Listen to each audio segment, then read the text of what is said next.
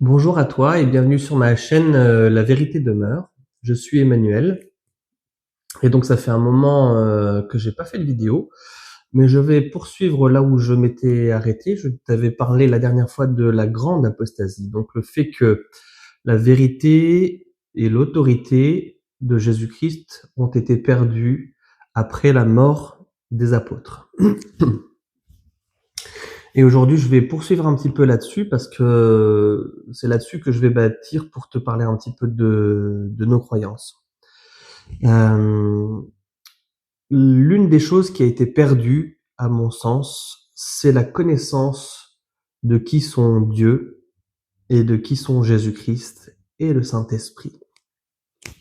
Alors, pour illustrer un petit peu ça, je vais commencer par te lire une écriture qui se trouve dans Jean 17, verset 3, et qui dit ceci: Or, la vie éternelle, c'est qu'ils te connaissent, toi, le seul vrai Dieu, et celui que tu as envoyé, Jésus-Christ. Tu peux voir, d'après cette écriture, l'importance qu'il y a à connaître Jésus-Christ et Dieu, parce qu'en fait, de la connaissance de ces deux personnes dépend de la vie éternelle. Donc ce n'est pas rien. Je vais maintenant te lire une autre écriture qui se trouve dans Job 11, versets 7 à 9. Prétends-tu sonder les pensées de Dieu, parvenir à la connaissance parfaite du Tout-Puissant? Elle est aussi haute que les cieux. Que feras-tu? Plus profonde que le séjour des morts. Que sauras-tu? La mesure en est plus longue que la terre, elle est plus large que la mer. Voilà donc une autre écriture, et à la lecture de cette écriture, tu te dis, bon, alors la première que j'ai lue tout à l'heure nous dit que la connaissance de Dieu et de Jésus-Christ, c'est la vie éternelle, et la deuxième qui, en gros, te dit, c'est impossible de le connaître. Elle semble entrer en contradiction. Et si effectivement les connaître c'est la vie éternelle et qu'en réalité on ne peut pas les connaître, là il y a un problème. Ça veut dire que chacun d'entre nous est condamné. Heureusement, Paul arrive dans l'équation et nous donne une autre écriture. Il dit ceci, donc c'est dans 1 Corinthiens 2, versets 11 et 12. Lequel des hommes, en effet, connaît les choses de l'homme, si ce n'est l'esprit de l'homme qui est en lui? De même, personne ne connaît les choses de Dieu, si ce n'est l'esprit de Dieu. Or, nous n'avons pas reçu l'esprit du monde, mais l'esprit qui vient de Dieu, afin que nous connaissions les choses que Dieu nous a données par sa grâce. Ok, donc cette écriture, elle réconcilie un petit peu tout, dans le sens où, effectivement, toi et moi, par notre raisonnement humain, par nos théories, nos réflexions personnelles, en utilisant notre intelligence, nous ne pouvons pas arriver à connaître Dieu et Jésus-Christ. Ce que nous dit Paul en revanche, c'est, par contre, lorsque nous sommes animés de l'Esprit de Dieu, il nous permet de le connaître.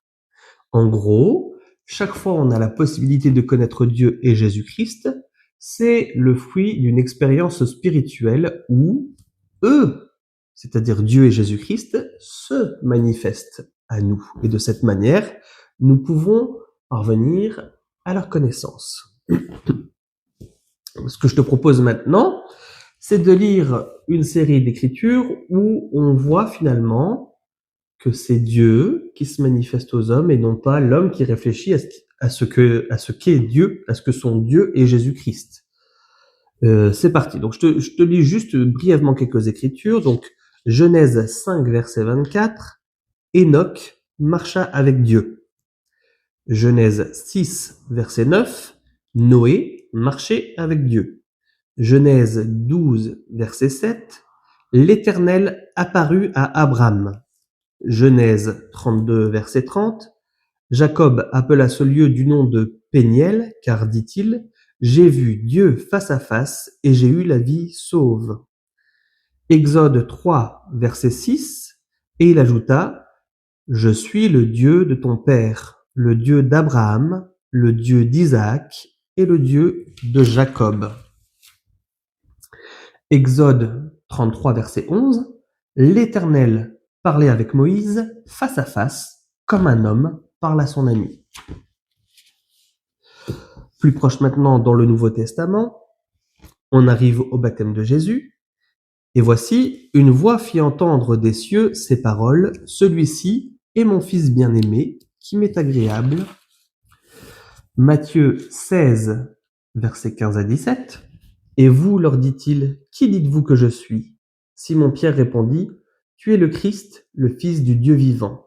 Jésus, reprenant la parole, lui dit, tu es heureux, Simon, fils de Jonas, car ce ne sont pas la chair et le sang qui t'ont révélé cela, mais c'est mon Père qui est dans les cieux. Et enfin, une petite dernière pour la route. Matthieu 17, 5, c'est la transfiguration. Tandis qu'il parlait encore, une nuée lumineuse les recouvrit, et voici une voix fit entendre de la nuée ces paroles, « Celui-ci est mon Fils bien-aimé, qui m'est agréable, écoute-le. » Voilà, pour les quelques écritures. Alors, je regarde un petit peu l'ensemble de ces écritures, et je vois que finalement, c'est Dieu qui choisit de se manifester. Et c'est pas des hommes qui décident de qui est Dieu. Lorsqu'on nous dit que Enoch ou Noé ont marché avec Dieu, c'est pas Enoch et Noé qui ont lancé une invitation à Dieu, on lui dit viens marcher avec moi, c'est plutôt la justice de ces deux personnes qui ont fait que Dieu a dit je vais me manifester à eux. Quand on voit avec la situation de Pierre, il s'est passé un événement un peu particulier, c'est l'Esprit qui lui a révélé que Jésus était le Christ, le Fils du Dieu vivant. Donc, dans chaque occasion, c'est Dieu qui se manifeste. Alors maintenant, je reviens sur la première écriture, où on parle de connaître Jésus-Christ et Dieu. Parce qu'en fait, ce dont on parle ici, ce n'est pas une simple connaissance théorique. Ce dont on parle, c'est de connaître non seulement à quoi il ressemble, mais également de connaître leur caractère et leurs attributs. Pourquoi?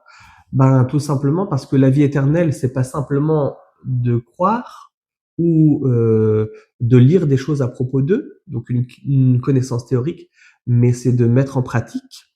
Et si je vois ces attributs de Dieu et de Jésus-Christ, l'objectif est de les mettre en pratique dans ma vie, d'essayer d'être plus miséricordieux, d'essayer d'être plus juste, en ayant étudié leurs caractéristiques. C'est finalement l'objectif, et c'est ça la vie éternelle, c'est finalement le changement qui aura été opéré en nous pour devenir semblable à eux. D'où la nécessité d'avoir cette connaissance de qui ils sont réellement. Bien. Ce dont je te parle là est important, et je vais te parler maintenant de ma simple lecture des Écritures, mais c'est juste un point de vue. Ma simple lecture des Écritures me permet de m'identifier à Dieu et à Jésus-Christ. À Dieu comme étant mon Père et à Jésus-Christ comme étant mon Sauveur. C'est-à-dire, si j'imaginais que Dieu et Jésus-Christ étaient plus ou moins une espèce de gaz vaporeux dans l'univers, j'aurais vraiment beaucoup de mal à m'identifier à eux. Quand je parle de Dieu comme mon Père, eh bien, finalement, pour pouvoir m'identifier à mon Père, je ressemble à mon Père. Et du coup, j'ai des interactions avec mon Père parce que je m'identifie à lui. Si l'idée de qui il est erronée, j'aurais du mal à m'identifier à lui. Si, par exemple, par rapport à Dieu, je pensais que il était trop saint pour être abordé, bah, j'aurais peur de m'adresser à lui. Si je croyais qu'il n'était qu'un Dieu punisseur et vengeur, et que dans tout ce qu'on me dit, c'est si tu fais pas ça, Dieu il va te faire ça, ben j'aurais du mal à vouloir l'adorer et vouloir le prier, parce que j'aurais peur de lui. Qui veut finalement adorer quelqu'un dont il a la trouille? Ça me paraît évident. Et ben, ma lecture des Écritures me dit certaines choses.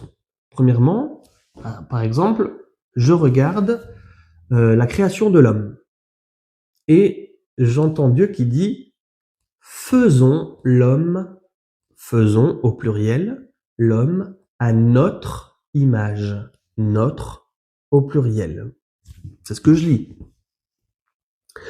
Et ensuite, je lis plusieurs événements. Je t'en ai lu quelques-uns. Je vois Jésus-Christ qui se fait baptiser, donc qui est là, présent, et en même temps une autre voix qui dit « Celui-ci est mon fils ». J'entends donc, et je vois, je lis, deux personnes.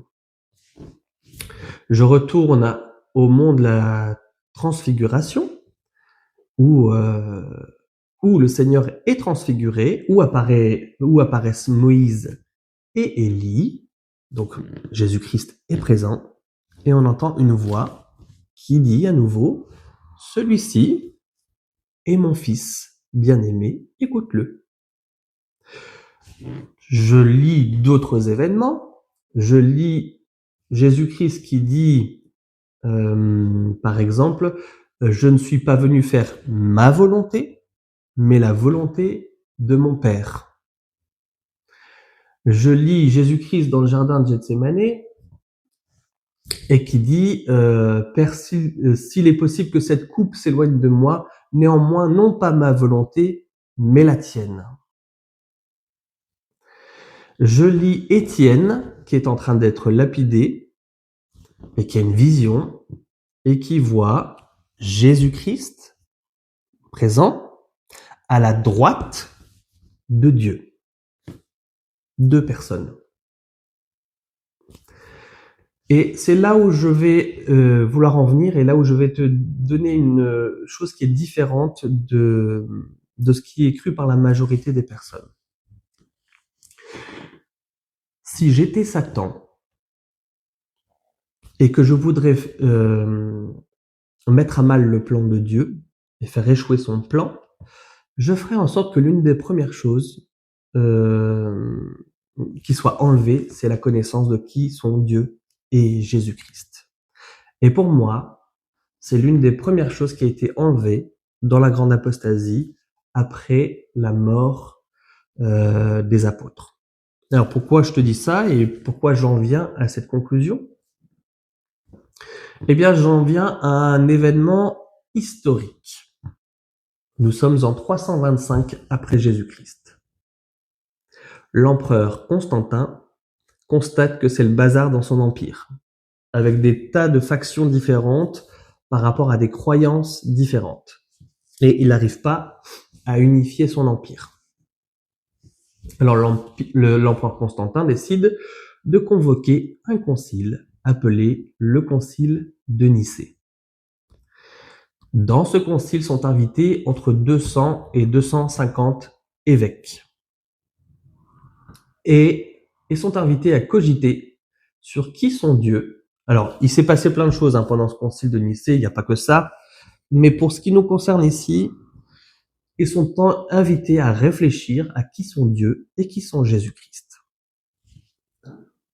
Voilà comment se déroule ce concile qui est plutôt un grand débat, d'une rare violence qui plus est, où en fait il y en a qui se battent les uns avec les autres et on a vraiment des divergences d'opinion énormes entre qui sont Dieu, qui est Jésus-Christ et qui est le Saint-Esprit.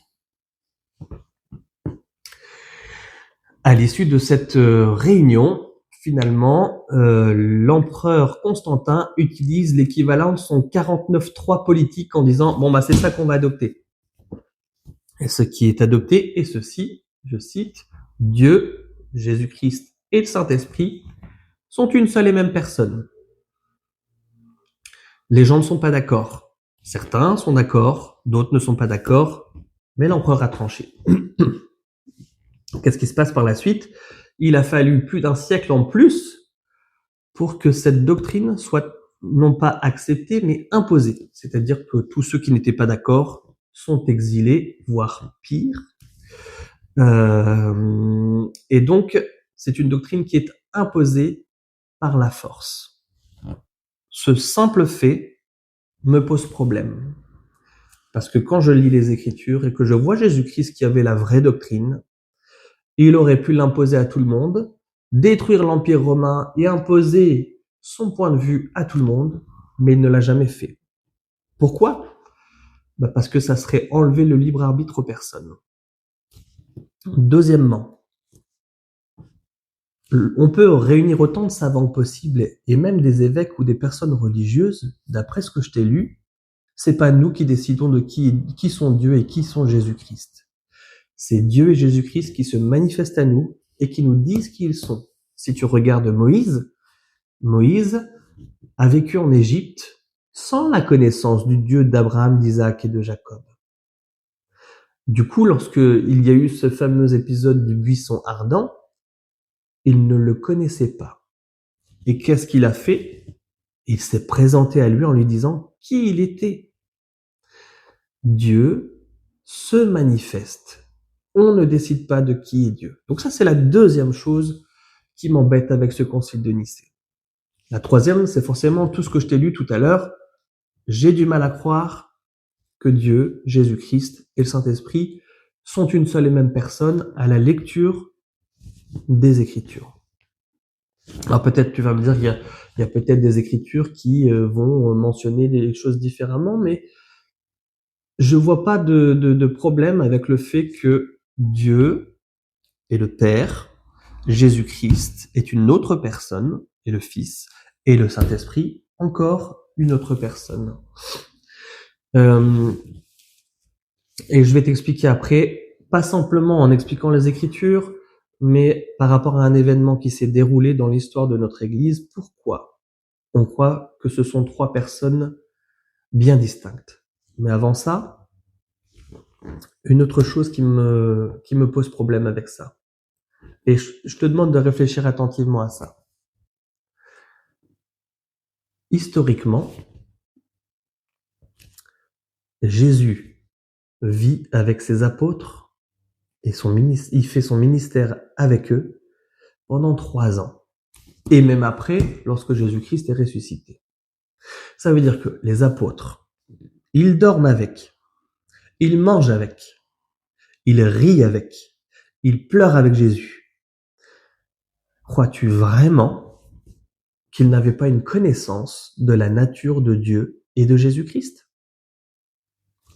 Maintenant, si cette doctrine de qui sont Dieu et Jésus-Christ n'a jamais été perdue, et qu'il y a une continuité sans jamais y avoir d'apostasie, quelle nécessité y a-t-il de convoquer 300 ans plus tard un concile pour décider de qui sont Dieu, de qui sont Jésus-Christ et qui sont Saint-Esprit ? Si ces connaissances étaient là, comment ça se fait qu'elles n'y sont plus ? Pour moi, c'est encore une preuve que l'apostasie est bien arrivée et que quelque chose a été perdu.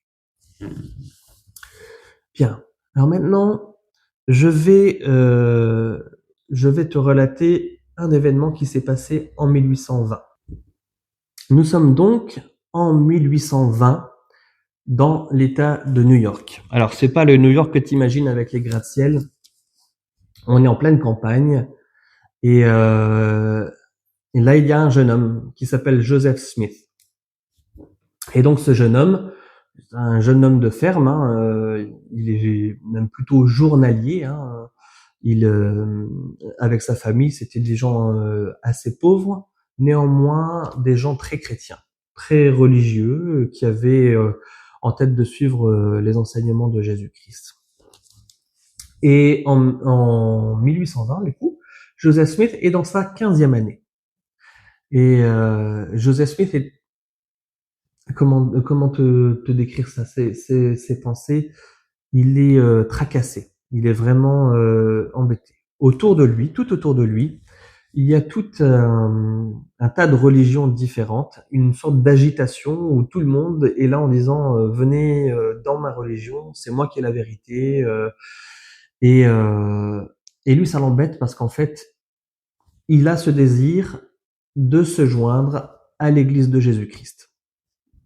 Donc là, pour le moment, sa situation, c'est une situation de recherche. Je vais rechercher quelle est l'Église de Jésus-Christ. Je veux vivre conformément à ses enseignements. et donc je veux me faire baptiser dans cette église qui est l'église de Jésus-Christ. Donc, ce qu'il décide de faire, c'est d'aller à ces différentes confessions religieuses. Il assiste à leurs sermons, il écoute leurs doctrines, il les compare aux Écritures,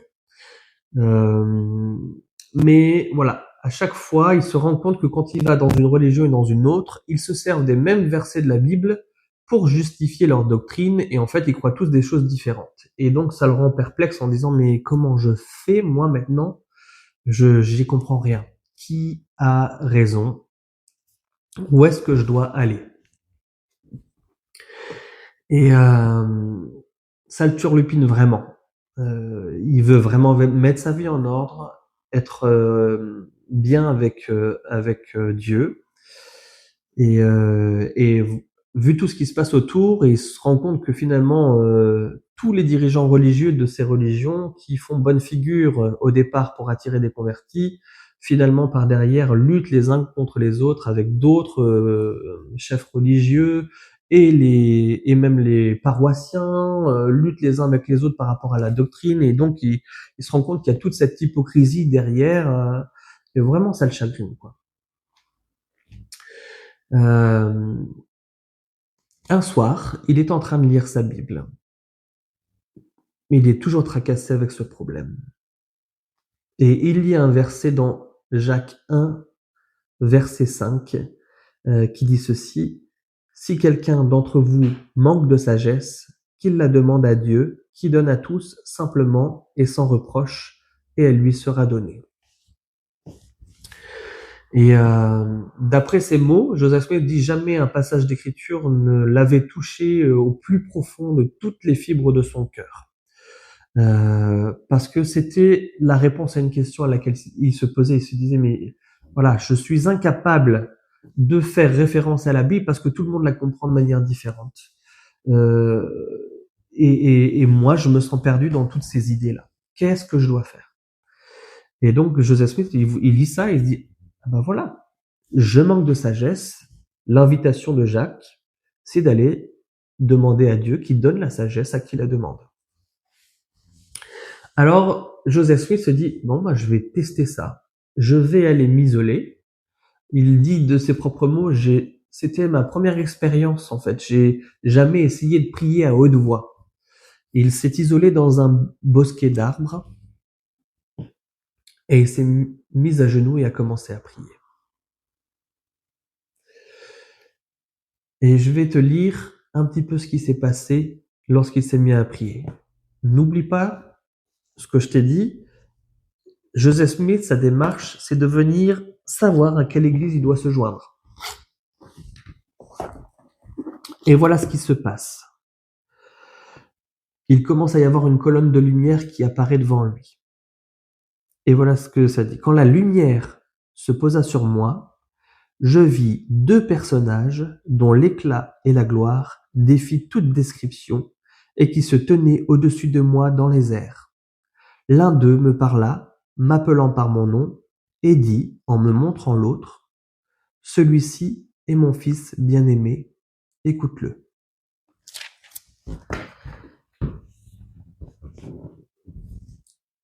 Voilà l'une des raisons pour laquelle on ne peut pas croire que Dieu, Jésus-Christ et le Saint-Esprit sont une seule et même personne. Sans faire référence aux Écritures, on a un témoin oculaire. Et pas seulement qu'un par la suite. Là, ici, dans ce que je te récite maintenant, c'est Joseph Smith qui a cette expérience, mais bien d'autres choses vont se passer par la suite que je vais te relater, et qui vont montrer à d'autres personnes aussi que toutes ces choses sont vraies. Bien. Qu'est-ce qu'il lui a dit?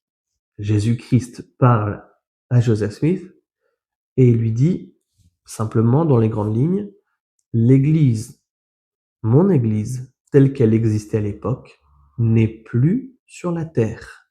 Donc, il lui donne le commandement, Joseph, ne te joins à aucune de celles-ci, parce que mon Église n'est plus sur la terre. Il apprendra par la suite qu'il sera en charge de rétablir l'Église telle qu'elle était à l'époque de Jésus-Christ. voilà une réponse à une prière. Pour nous les membres de l'Église de Jésus-Christ des Saints des Derniers Jours, c'est l'événement le plus important. Parce qu'à partir de ce jour-là, les cieux sont à nouveau ouverts. Et tu vas voir par la suite, je vais te relater l'apparition d'anges qui ont eu certaines missions. Tu vas voir tout ce qui va se passer. Il y a énormément de choses concernant notre religion. Mais ça, c'est le point de départ. Les cieux sont à nouveau ouverts. Voilà la raison pour laquelle nous, en tant que membres de l'Église de Jésus-Christ des Saints des Derniers Jours, nous ne pouvons pas accepter cette partie du credo de Nicée qui dit que Dieu, Jésus-Christ et le Saint-Esprit sont une seule et même personne. Je t'ai lu des écritures qui, pour nous, signifient qu'il y avait bien plusieurs personnes et pas qu'une seule. Et là, on a un témoin oculaire. Et on s'appuie aussi sur cette vision pour dire, non. Et j'ai du respect pour toutes les personnes qui croient ces choses-là. Il n'y a pas de problème. Maintenant, ce qui me pose problème, c'est le fait qu'on me dise que je ne suis pas chrétien parce que je n'ai pas accepté le credo de Nicée. On ne l'a pas accepté parce qu'on peut pas. On peut pas, avec tous ces événements, avec tout ce qu'on sait maintenant, accepter ce credo-là. Il n'y a pas eu de théorie, on s'est pas mis en groupe de personnes en disant voilà, c'est Dieu, il doit être comme ça, etc., etc.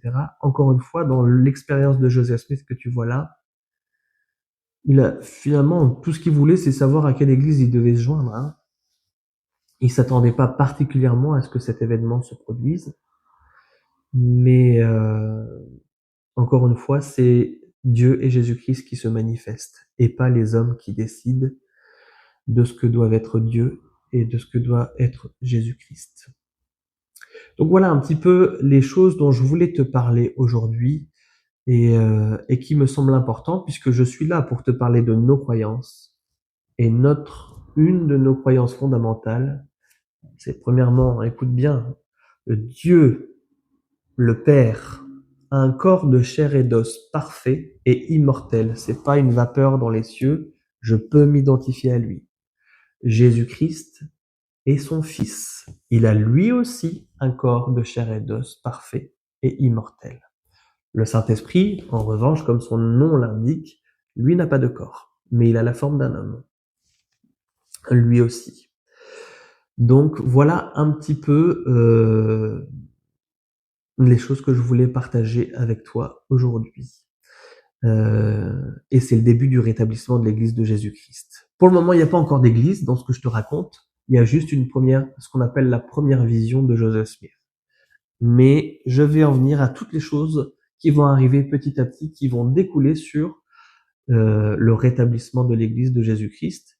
Et pour être honnête, le rétablissement est un processus qui continue aujourd'hui, avec des choses qui sont rétablies petit à petit. J'espère que cette vidéo t'aura donné des explications claires et précises sur nos croyances. Et je poursuivrai donc prochainement une autre vidéo sur d'autres aspects du rétablissement. Je te mets en description le lien pour avoir le livre de Mormon et le lien pour aller sur le site officiel de l'Église de Jésus-Christ. Voilà. Et bien sur ce, je te dis à bientôt.